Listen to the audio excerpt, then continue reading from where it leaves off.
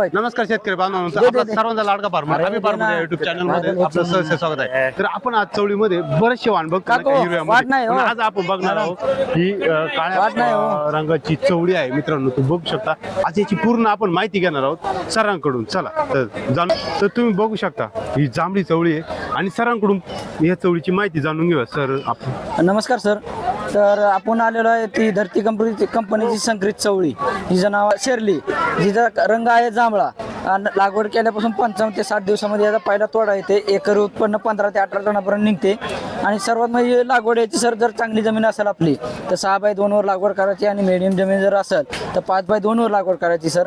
आणि दुसरी गोष्ट म्हटलं तर याला रोग राहायला सर्वात प्रथम कमी सर. दोनच गोष्टीला याला कव्हर करायची सर आपल्याला, पहिला म्हणजे मावा आणि दुसरी म्हणजे आळी. आणि उत्पन्न जास्त आणि दिवसाआड तोडायची सर आपल्याला ही चवळी. हिचं नाव लक्षात राहू द्या, धरती कंपनीची पूर्वज आहे सर. आकर्षक जांभळा रंग आणि उत्तम म्हणजे अधिक बाजारभाव. सगळ्यात जास्त म्हणजे बाजारभाव याला भेटतो सर. जे डायबिटीजचे पेशंट आहेत त्यांच्यासाठी खायला एक नंबरची चवळी आहे पूर्वज आहे. धन्यवाद.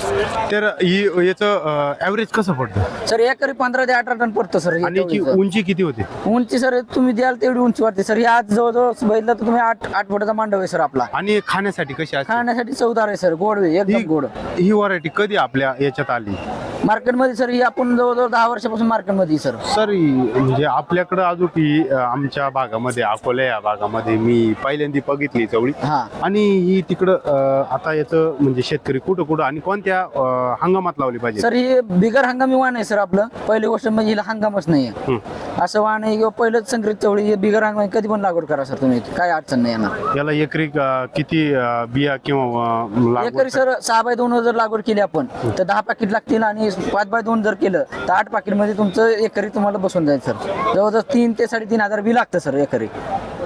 तर अचूक माहिती दिल्याबद्दल यांचं खूप खूप धन्यवाद. धन्यवाद.